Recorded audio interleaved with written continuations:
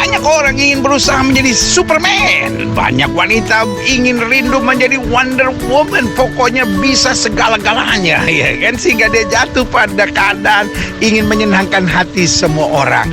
Dan hari ini saya membahas firman Tuhan tentang berhenti berusaha berjuang menjadi Superman dan Wonder Woman. Be yourself, jadi berkat dan percaya Tuhan menyertai kita. Haleluya. Selamat datang dalam program kita Kamu Hebat.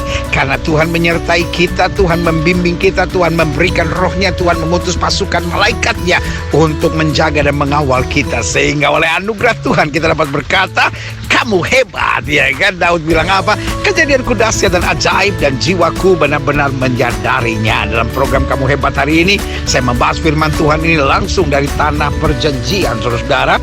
Dan saudara yang kasih dalam Tuhan, pembahasan kita tentang berhenti menjadi Superman dan Wonder Woman.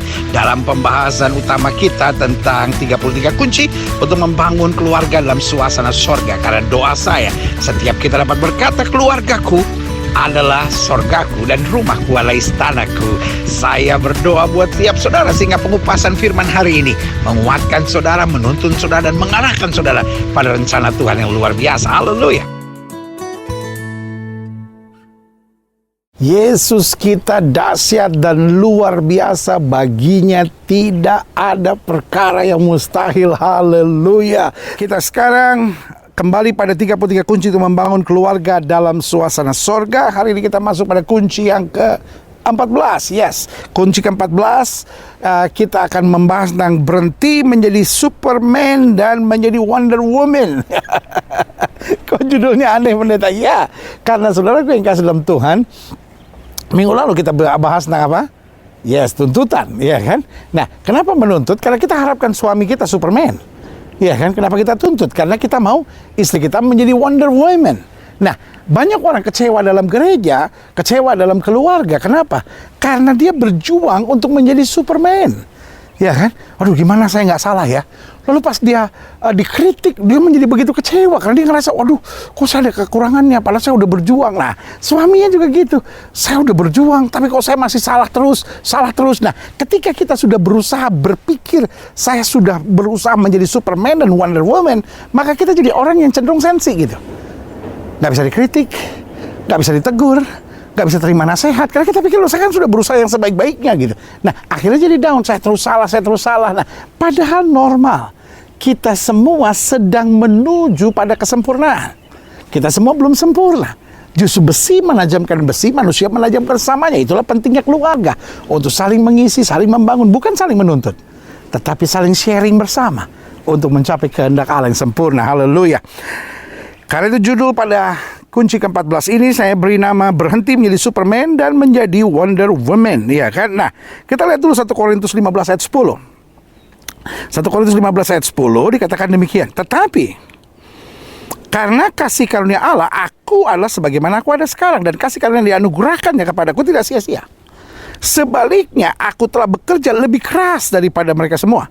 Tapi bukannya aku, melainkan kasih karunia Allah yang menyertai aku. Nah, saya perhatikan word by word, ini penting. Tetapi karena kasih karunia Allah, sama-sama bilang sama saya, karena kasih karunia Allah. Hello. Kita bukan hebat, kita bukan luar biasa, kita bukan dahsyat, kita hanya orang-orang yang menerima kasih karunia Allah. Dikatakan, tapi karena kasih karunia Allah, aku adalah sebagaimana aku ada sekarang. Jadi artinya apa?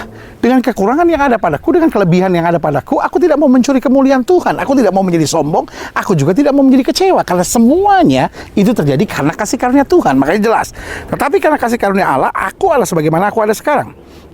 Dan kasih karunia dianugerahkan kepadaku tidak sia-sia. Artinya apa? Aku pahami. Aku mengerti, aku sadari, iya kan? Karena itu sebaliknya dikatakan apa? Aku telah bekerja lebih keras daripada mereka semua. Artinya apa? Kalau kita menerima, kita sadar bahwa kita adalah orang yang menerima kasih karunia Allah, maka kita akan bekerja keras. Sama-sama bilang sama saya, bekerja keras. Sama-sama bilang sama saya, berjuang. Sama-sama bilang sama saya, melatih diri. Amin. Kayaknya bisa lebih mantap dari minggu-minggu ketiga gini biasa begitu, ya kan? Sama-sama bilang sama saya, bekerja keras. Sama-sama bilang sama saya, berjuang. Sama-sama bilang sama saya, melatih diri. Amin. Iya kan? Dikatakan aku telah bekerja lebih keras daripada mereka semua. Tetapi kembali dikatakan apa? Bukannya aku. melainkan kasih karunia Allah yang menyertai aku. Jadi kalau kita menyadari bahwa kita adalah orang-orang yang menerima kasih karunia Allah, kita nggak gampang menyerah, kita nggak gampang kecewa, kita nggak gampang putus asa, kita nggak gampang menangisi hidup kita dan berkata, aduh saya orang sengsara, kenapa saya dapat laki begini, kenapa saya dapat mertua seperti ini, kenapa saya lagi bahagia-bahagia, tiba-tiba ada masalah ini, kenapa anak saya begini, kenapa kita menikah dan belum punya anak. Loh, saudaraku, kalau kita mau lihat masalah, selalu ada masalah dalam hidup ini. Life doesn't need to be perfect. We are not in Eden yet. Kita belum tiba di sorga. Kalau kita udah tiba di sorga, semuanya sempurna. Tapi selama kita belum tiba di sorga, masih begitu banyak kekurangan dan kelemahan. Tapi sekarang persoalannya, kemana mata kita mau memandang? Kalau kita mau memandang pada kekurangan dan kelemahan, selalu kita akan lihat kekurangan dan kelemahan. Tapi kalau kita selalu mau memandang anugerah dan kasih karunia Tuhan, kita akan selalu punya alasan untuk bersemangat dan bersuka cita. Yang setuju berikan tepuk tangan yang meriah buat Tuhan. Haleluya, haleluya. Nah sekarang sudah lihat Yeremia 17 ayat 5 dikatakan demikian. Beginilah firman Tuhan. Terkutuklah orang yang mengandalkan manusia, yang mengandalkan kekuatannya sendiri, dan yang hatinya menjauh daripada Tuhan. Artinya gini, orang mau sehebat apapun, orang mau seluar biasa apapun, tapi kalau mulai mengandalkan kekuatannya sendiri dan menjauh dari Tuhan, terkutuk. Sorry Pak, engkau boleh kaya Pak, engkau boleh bisnismen yang hebat Pak, tapi kalau engkau mengandalkan kekuatan sendiri, kata Tuhan, terkutuk Pak. Sorry Bu, sorry anak-anak muda, engkau boleh hebat, engkau boleh jago, engkau boleh cantik, engkau boleh ganteng, engkau boleh pintar, engkau boleh punya segala-galanya. Tapi kalau engkau menjauh dari Tuhan, Alkitab bilang terkutuk. Terkutuklah orang yang mengandalkan manusia, yang mengandalkan kekuatan sendiri, dan yang hatinya menjauh dari Tuhan. Berarti siapa orang terkutuk itu? Satu, kata Alkitab, orang yang mengandalkan manusia. Mertuamu boleh kaya, tapi jangan mengandalkan manusia. Iparmu boleh jenderal, tapi jangan mengandalkan manusia. Engkau boleh punya sahabat, orang yang hebat, tapi jangan mengandalkan manusia. Terkutuk kata Alkitab. Dan yang kedua, jangan mengandalkan kekuatanmu sendiri. Karena kata Alkitab tertutup. Yang ketiga, jangan coba menjauh hatimu daripada Tuhan. Engkau boleh saja dilukai hamba Tuhan, engkau boleh saja dilukai oleh sesama orang gereja, engkau boleh saja tersinggung karena sesuatu, tapi jangan hatimu menjauh daripada Tuhan. Kenapa? Karena kata Alkitab itu terkutuk, saudara-saudara. Nah, karena itu saya catat begini. Salah satu musuh serius dari kebahagiaan keluarga yaitu ketika kita merasa superior. Ketika kita merasa, oh saya udah buat segala-galanya, oh saya sempurna, oh saya berkorban banyak, oh saya begini. Ketika I, me, and myself. Ketika saya, dan saya yang menjadi segala-galanya, itu rumah tangga sedang menuju pada downfall, menuju pada kehancurannya. Karena hukum yang tidak boleh dilupakan dalam keluarga, satu, saya tidak sempurna. Itu dulu. Saya tidak sempurna, karena itu saya juga harus menghargai kekurangan serta kelemahan pasangan saya. Kalau saya tahu saya nggak sempurna, berarti kalau pasangan saya ada kekurangan dan kelemahan, saya kan harus hargai. Nah ini hukum pertama dulu, saudara-saudara. Ketika saya merasa saya udah berkorban, saya udah buat ini, saya udah buat ini, wah udah deh. Ujung-ujungnya saya nggak butuh kamu kan gitu. Tetapi ketika kita menyadari, oh iya saya juga ada banyak kekurangan ya. Berarti kalau kekurangan pasangan saya timbul, saya harus belajar ngerti. Saya harus belajar bantu. Saya coba belajar mendoakan. Saya coba belajar untuk menolongnya. Bukan untuk menghakiminya. Bukan untuk menjatuhkannya. Bukan untuk menghinanya. Bukan untuk merendahkannya. Yang kedua, hukum yang tidak boleh dilupakan dalam keluarga, pasangan saya memiliki kelebihan yang harus saya terus encourage. Bukan sebaliknya malah membunuhnya. Jadi kalau ada kekurangannya, ya saya sih tahu kamu banyak doa. Tapi kan kamu, itu kan. Tapinya itu nggak enak. Saya sih tahu kamu sayang saya, tapi itu dia. Jadi kelebihan pasangan kita harus terus kita pupuk. Jangan kita bunuh. Jangan kita cincang, saudara-saudara. Justru kelebihan-kelebihan pasangan kita puji. Kita encourage, kita beri semangat. Kenapa? Karena ketika dia selalu, iya kan, kita puji. Misalnya, wah kamu pintar masak ya. Wah kamu kalau masak tuh buat saya melayang. Nah itu kan. Jadi kata-kata yang memberi semangat, kata-kata yang memberi kekuatan, akhirnya membuat dia fokus pada kelebihannya.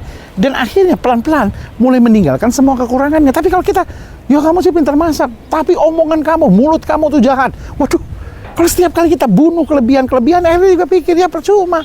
Saya juga perform the best that I can, ya. Saya coba menampilkan diri yang terbaik, tapi juga ujung-ujungnya saya dikritik juga, dijatuhkan juga, disakiti juga kan gitu. Yang ketiga, saya harus mengisi dan menopang kekurangan pasangan, bukan justru menjatuhkan, menghina dalam kekurangannya. Karena saya punya kekurangan, maka kalau pasangan saya ada kekurangan, anak saya ada kekurangan, suami saya ada kekurangan, istri saya ada kekurangan, saya harus mengisinya. Saya harus menopang, saya harus menolongnya. Kenapa? Karena untuk segala kelebihannya itu berkat Tuhan. Tapi untuk segala kekurangannya ada saya yang diberikan Tuhan sebagai pasangannya untuk menopang. Tapi kalau pasangannya bukan jadi penolong, pasangannya bukan jadi kekuatan, pasangannya bukan jadi imam, pasangannya justru nyakitin, ngancurin, ya saudaraku yang kasih dalam Tuhan, kemana dia mendapat kekuatan, kan gitu. Gimana dia bisa berubah? Kan yang mampu memberi perubahan adalah saudara. Ya kan? Jangan bilang, oh dianya nggak mau berubah. Sama kayak kita betulin mobil. Kalau mobilnya belum betul, berarti kita harus meningkatkan kemampuan kemontiran kita itu. Jangan kita sangka, oh mobilnya udah bobrok nih, mobilnya emang udah nggak bener nih, gitu. Bukan. Kitanya mungkin yang kurang mampu. Atau kalau memang kita sama sekali kurang mampu, kita membutuhkan orang-orang rohani yang lebih mampu untuk mengarahkannya. Salah satunya di mana? Di gereja. Amin. Ya kan? Makanya dengar firman Tuhan seperti ini, akhirnya kita kan diberikan kemampuan ilahi oleh Tuhan untuk membangun bagaimana keluarga kita bisa lebih mantap. Selanjutnya, keluarga yang bahagia tidak sempurna, namun disempurnakan dengan saling pengertian. Jadi keluarga bahagia nggak harus sempurna dulu, tetapi justru disempurnakannya dalam apa? Dalam pengertian, dalam kebijaksanaan, dalam kesabaran, dalam kemauan untuk menopang bersama. Itu sama saya katakan amin. Nah, karena itu begini.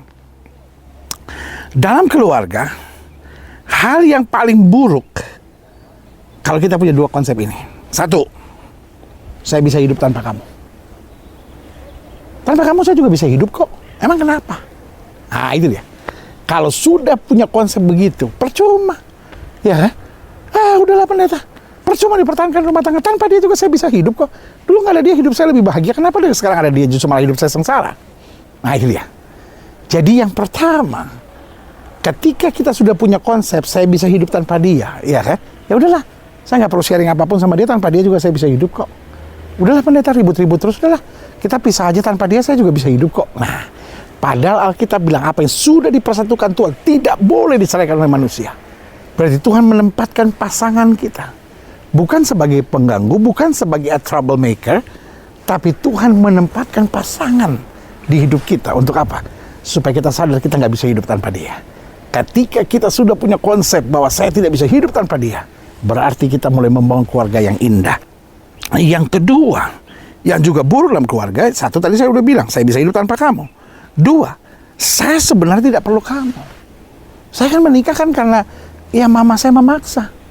Saya kan menikah karena ya saya kesian aja sama kamu. Saya menikah kan karena ya saya pikir saya bisa lebih bahagia. Tapi kalau ternyata saya banyak masalah gini, ya saya sebenarnya ya tidak perlu kamu. Waduh, ketika kita sudah punya konsep saya bisa hidup tanpa kamu, saya sebenarnya tidak perlu kamu. Waduh, ini jadi masalah. Kenapa? Karena saya pikir saya tidak perlu dia kok. Ya rumah tangga ya pokoknya untuk syarat aja gitu. Bos, setiap orang nikah, wah bahaya. Ya saya menikah sebetulnya kan supaya punya anak saja gitu. Saya sih cuma pentingin anak kok, saya nggak perlu kamu. Waduh, ketika rumah tangga sudah ditipu setan dengan dua konsep ini, maka rumah tangga itu sudah menuju pada kehancuran. Saudaraku yang kasih dalam Tuhan, pertanyaan saya cuma sederhana. Ada nggak konsep-konsep ini dalam hidup saudara? Kalau ada, sorry ya saya ngomong ini. Bertobat. Bertobat, tolak semua setan yang menaruh konsep ini dalam pikiran saudara. Kenapa? Karena ini awal dari kehancuran yang setan mau kerjakan. Nah, karena itu saya catat di sini. Selalulah beri kesempatan. Ada 3 hal yang kita harus beri kesempatan. 1, pasangan kita ada kekurangan. Pahamilah. Nah, jadi kita jangan, wah kok ada kekurangan dalam diri pasangan kita terus kayak ribet gitu. Kayak, wah ini kayak ada bom bunuh diri yang sedang terjadi akan hancurin semua. Nah. Kalau pasangan kita ada kekurangan, it's normal. Kenapa? Karena setiap pasangan, setiap orang pada dasarnya ada kekurangan. Nah, yang perlu sekarang pahamilah. Mintalah hikmat Tuhan, bagaimana kita menghadapinya, bagaimana kita menolongnya, bagaimana kita men-sharingkannya, bagaimana kita membantunya, bagaimana kita bisa mengurangi kekurangan-kekurangannya, dan mengangkat segala kelebihan-kelebihannya. Sebenarnya sederhana itu aja. Beri room, beri tempat, beri ruang. Oh, pasangan kita adalah manusia biasa, punya kekurangannya, pahami. 2, pasangan kita ada kelemahan, bantu. Jadi kalau kita lihat kelemahan-kelemahan pasangan kita, wah pasangan kita kalau lagi capek, marah-marah gitu, bantu. Berarti kalau dia capek, sayang kamu istirahat dulu sayang. Atau sayang kamu mau makan di mana? Atau kamu mau makan apa saya siapin. Nah, ketika kita mulai mengerti, oh itu kelemahannya, jangan force. Kalau kelemahan memang begitu, kita jangan paksa. Tapi bantu, mengerti, cegah, usahakan supaya ketika dia dalam kelemahannya, kita arahkan kepada kenyamanannya. Kan gitu. Yang ketiga, beri kesempatan untuk pasangan kita ada kesalahan. Dan ampuni. Dia bukan Tuhan, cuma Tuhan yang gak ada kesalahan. Karena kalau dia ada kesalahan, ampuni. Jadi ada 3 yang kita harus beri tempat. Dan itu yang saya beri nama kedewasaan. Ketika kita memberi tempat buat pasangan kita dengan kekurangannya, ketika kita memberi tempat kepada pasangan kita untuk segala kelemahannya, dan ketika kita memberi tempat untuk pasangan kita untuk segala kesalahannya. Kelemahan, kekurangan, dan kesalahan harus kita beri tempat. Karena pada dasarnya setiap manusia tidak pernah luput dari 3 hal ini. Ada banyak rumah tangga kecewa. Kenapa? Karena tidak memberi tempat. Jadi kalau pasangannya ada kesalahan, wah ribut. Pasangan ada kekurangan, wah ribut. Pasangan ada kelemahan, wah ribut. Karena yang namanya kelemahan, kekurangan pasangan dan kesalahan pasangan itu kita anggap sebagai ancaman yang menakutkan, yang akan ngancurin segala-galanya. Nah, rumah tangga hancur bukan karena kekurangan, kelemahan, dan kesalahan pasangan. Tetapi rumah tangga hancur karena apa? Ketidakmengertian, ketidakpahaman, dan ketidakmauan untuk menerima pasangan kita dalam kekurangan, kelemahan, dan kesalahannya. Dan kadang-kadang saya selalu anggap gini, apa sudah nggak ngaca ya? Kalau pasangan kita ada kekurangan, anak kita ada kekurangan, ada kelemahan, ada kesalahan, kan kita ada untuk menolongnya. Kita ada kan untuk mengarahkannya. Kita kan ada bukan untuk membunuhnya. Kita kan ada bukan untuk menghancurkannya. Kita ada kan bukan untuk mengecewakannya. Nah makanya judul atau kunci hari ini saya beri nama, yaitu jangan menjadi Wonder Woman dan Superman, ya kan? Berhenti menjadi Superman dan berusaha menjadi Wonder Woman, ya kan? Ini kita harus berhenti. Kenapa? Nah, saya catat di sini kelemahannya berusaha menjadi Superman atau Wonder Woman. 1, cenderung jadi ngatur karena merasa diri hebat. Ya kan saya sebagai istri begini, akhirnya jadi ngatur. Saya kan sebagai suami begini, akhirnya ngatur. Nah, suami saya sih orangnya lupaan pendeta. Suami saya sih orangnya gampangan, apa aja digampangin sama dia. Oh, istri saya. Nah, ketika kita sudah mulai berusaha dan merasa seperti Superman atau Wonder Woman, maka kelemahannya 1, cenderung jadi ngatur karena merasa diri hebat. Dan kalau sudah mulai ngatur karena merasa diri hebat, inilah awal dari kepahitan dan kekecewaan yang akan terjadi dalam keluarga. Yang kedua, cenderung tidak bisa dinasihati karena merasa, kamu tuh siapa? Kamu kan banyak kekurangan, terus kamu mau coba nasihatin saya? Kamu tuh siapa? Ini dia repot. Nah, makanya saudara-saudara, dalam keluarga-keluarga di mana istrinya mungkin pelayanan atau suaminya pelayanan, ini kadang-kala menjadi masalah serius. Kadang ngerasa, kamu kan belum setaraf iman saya. Waduh, ketika ini mulai terjadi dalam keluarga, bahaya saudara-saudara. Kenapa? Karena merasa nggak mau dinasihati, nggak mau ditegur. Karena ngerasa kamu ini siapa. Lalu yang ketiga, cenderung merasa mudah kecewa karena merasa saya kan sudah buat ini, saya kan sudah berkorban ini, saya kan sudah lakukan ini buat kamu. Saudaraku, rumah tangga di mana pasangan-pasangannya sudah merasa berjasa, wah ini berat saudara-saudara. Karena ini, ingat, rumah tangga dibangun atas dasar kesetaraan, saling membutuhkan, saling memerlukan, dan saling mencintai. Yang keempat, kelemahan berusaha menjadi Superman atau Wonder Woman, yaitu cenderung tidak bisa menghargai pasangan karena terus melihat hanya sisi negatifnya, kekurangan, kelemahan, dan kesalahannya. Dan yang kelima, cenderung akhirnya apa? Stres jika target-target yang diharapkan tidak tercapai. Akhirnya dia ngerasa bahwa, aduh, kok saya gagal lagi? Oh ya, kok saya masih salah lagi? Kok saya masih ditegur lagi? Nah, saudaraku yang kasih dalam Tuhan, ketika itu mulai terjadi, maka rumah tangga itu menjadi lemah dan menuju pada kegoncangan. Sebagai hamba Allah, boleh nggak saya mau ingatkan buat saudara? Alkitab ajarkan kita, aku ada sebagaimana aku ada anugerah. Artinya yang pertama, keluarga harus dibangun atas dasar anugerah. Saya mendapat anugerah Tuhan. Pak, boleh nggak Pak lihat istri Bapak sebagai anugerah? Dia pendeta bukan anugerah, musibah. Wah Pak, kayaknya bertobat. Iya pendeta, kadang-kadang hati saya lagi bahagia, pas ketemu dia ada aja yang nyakitin dalam hidup saya. Anugerah Pak, ya kan? Boleh nggak lihat anak-anakmu sebagai anugerah, Bu? Boleh nggak lihat suami sebagai anugerah? Atau sebaliknya, wah suami saya bukan cuma musibah pendeta, musibah besar. Anugerah. Oke, suami istri boleh nggak tatap-tatapan? Iya, suami bilang sama istri, kamu adalah anugerah Tuhan buat aku. Suami bilang sama istri, kamu adalah anugerah Tuhan buat aku. Dan istri menjawab, iya sayang, kamu juga anugerah Tuhan buat aku. Saya minta nih sebagai gembala, boleh nggak? Peluk anak-anak saudara. Nggak usah sekarang. Mungkin sebagian anak saudara lagi di Awesome Kids, ya kan? Peluk anak-anak saudara sebelum tidur nanti malam. Dan bilang, sayang, kamu anugerah buat papa, kamu anugerah buat mama. Boleh nggak? Karena cara kita kalau menyadari, oh ya saya bisa berumah tangga, itu adalah anugerah. Saya bisa ada sebagaimana saya ada, itu adalah anugerah. Karena kalau kita sadar itu anugerah, maka Paulus bilang apa? Anugerah yang diberikan kepadaku tidak kusia-siakan. Aku bekerja lebih keras. Artinya ada masalah, ada persoalan, aku berjuang terus. Kenapa? Aku bersyukur kok aku sudah menerima anugerah.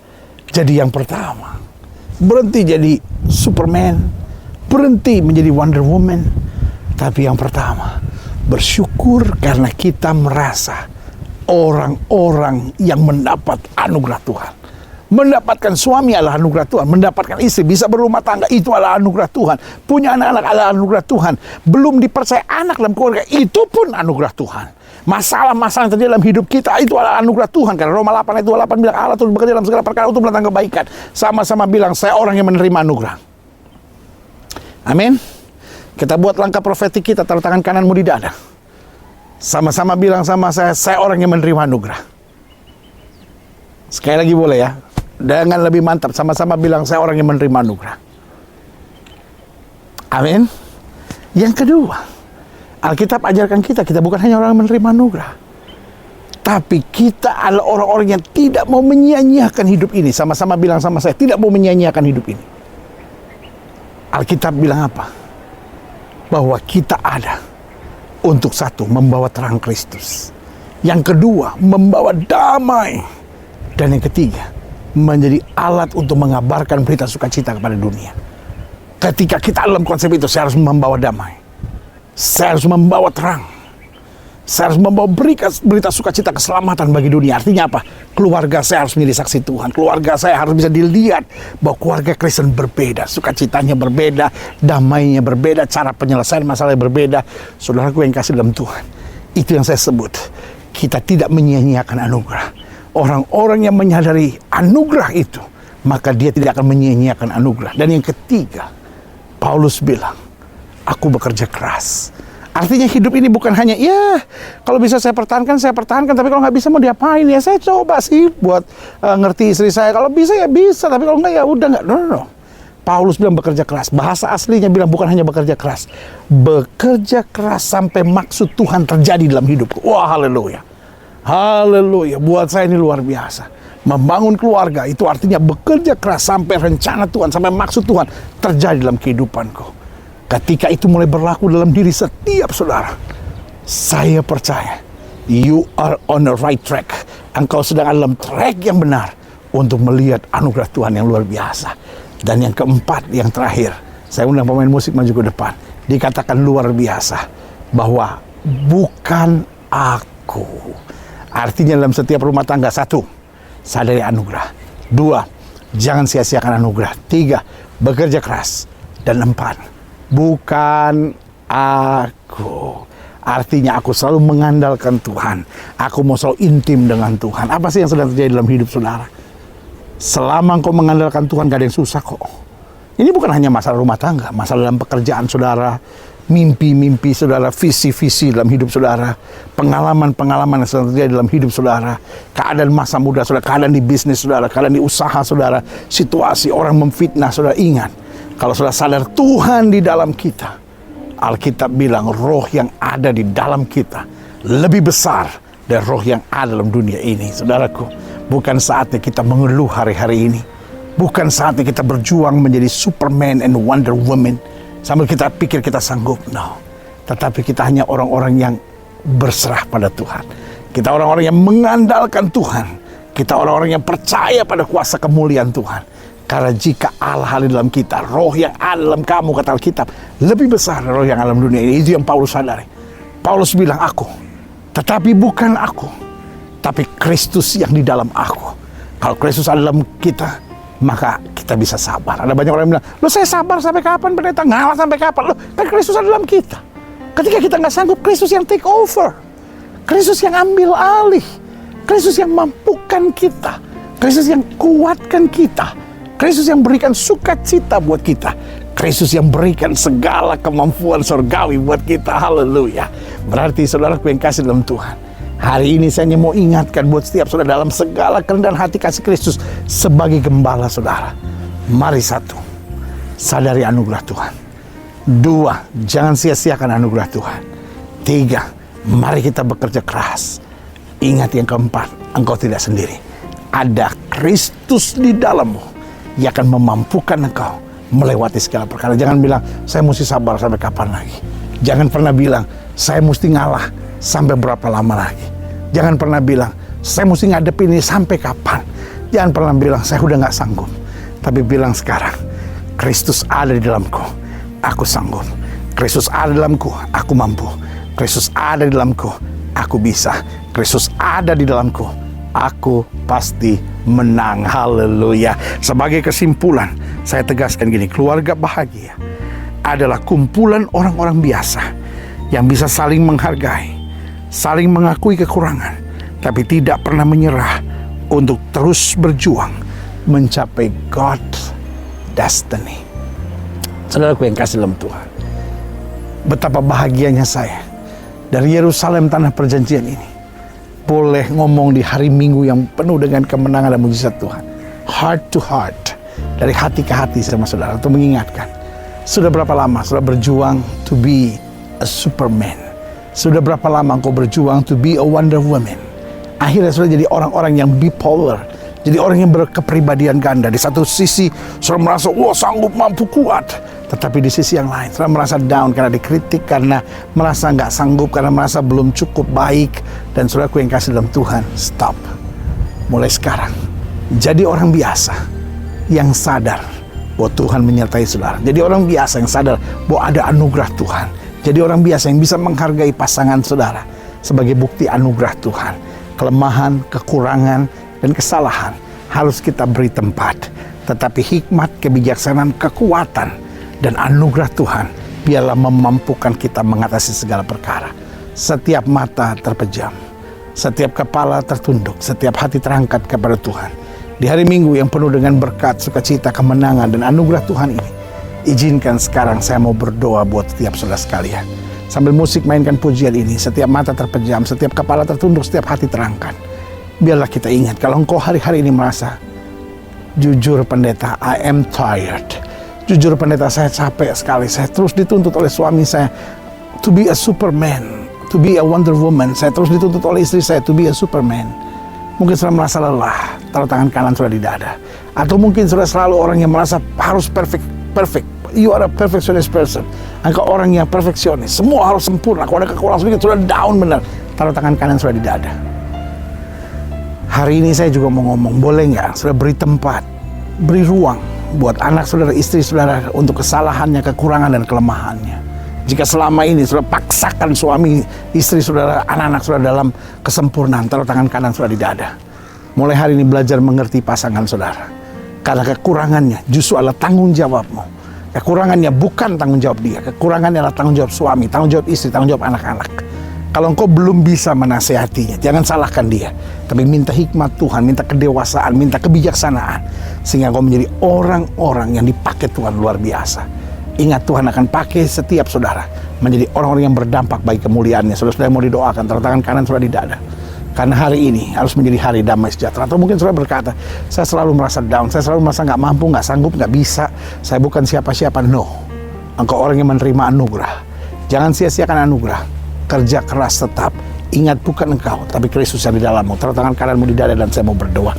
Bapa, dalam nama Yesus, di hari Minggu yang penuh mujizat dan kemenangan ini, dari Yerusalem ini hamba ucapkan berkat di dalam nama Yesus. Anugerah kasih kuasa Tuhan yang sempurna boleh terjadi. Dan hamba ucapkan berkat, kalau selama ini kami lelah, Karena kami berjuang menjadi Superman dan Wonder Woman. Ampuni kami. Tetapi mulai hari ini kami menjadi orang-orang yang menyadari my superhero God, Allah kami yang dahsyat dan luar biasa. Hamba ucapkan berkat di dalam nama Yesus. Kami dapat kekuatan. Kami jadi orang-orang yang berserah. Kami jadi orang yang mengandalkan Tuhan. Kami jadi orang yang percaya akan kasih karunia Tuhan sempurna. Di dalam nama Yesus kami berdoa. Bahkan mereka yang sedang down, mereka yang sedang merasa nggak punya pengharapan apa-apa, tapi hari ini kami tahu kami orang-orang yang menerima anugerah. Kami tidak boleh menyanyiakan anugerah. Kami harus tetap bekerja keras, karena bukan kami, tapi Kristus yang ada dalam kami. Di dalam nama Yesus kami berdoa. Haleluya. Haleluya. Ini saatnya juga setelah menerima kesembuhan, taruh tangan kananmu di bagian tubuh yang sakit. Bapa, firman-Mu berkata, oleh bilur Kristus kami yang percaya sudah disembuhkan. Firman-Mu berkata, minta kepadamu akan diberi. Firman-Mu berkata, orang percaya akan tumpang tangan buat yang sakit, dan yang sakit akan disembuhkan. Firman-Mu berkata, tidak yang mustahil bagi orang yang percaya. Karena hamba ucapkan berkat dalam nama Yesus. Lihat setiap mereka yang taruh tangan kanan di bagian tubuh yang sakit. Kami tetap percaya kuasa Yesus tidak berubah dulu, kemarin, hari ini, dan sampai selama-lamanya. Dengan iman kami ucapkan berkat kesembuhan. Saya setan sakit penyakit, kau tidak punya kuasa atas tubuh orang percaya. Tubuh kami telah dibeli dengan harga mahal, itu darah Yesus. Darah yang tercurah, tubuh kami adalah bait Roh Kudus, bukan tempat penyakit. Kami perintahkan sekarang keluar, keluar, keluar dalam nama Yesus. Kuasa kesembuhan, berkat, mujizat mulai terjadi. Karena kami percaya Yesus kami tidak berubah dulu, kemarin, hari ini, dan sampai selama-lamanya. Dengan iman kami nyatakan, oleh bilur-bilur Kristus, kami yang percaya sudah dijamah dan disembuhkan Tuhan dengan kuasa yang luar biasa. Haleluya, haleluya, haleluya, haleluya. Semua saudara yang sudah doakan untuk kesembuhan, katakan bersama saya, oleh bilur Yesus saya sembuh. Sama-sama dengan suara yang lebih mantap, katakan, oleh bilur Yesus saya sembuh. Sama-sama katakan dengan mantap, oleh bilur Yesus saya sembuh. Karena firman Tuhan berkata, apa saja yang kamu ucapkan, kalau kamu tidak bimbang dan percaya, itu akan terjadi. Saudaraku yang kasih dalam Tuhan, anugerah Tuhan hari ini berlaku. Bapa, kami bersyukur kami orang-orang yang menerima anugerah. Kami bersyukur kami orang-orang yang ditolong Tuhan dalam segala sesuatu, sehingga kami tidak harus menjadi Superman dan Wonder Woman, tapi kami jadi orang-orang biasa yang berserah pada tuntunan Tuhan, dan kami lihat mujizat sempurna Tuhan sediakan. Terima kasih Bapa. Haleluya.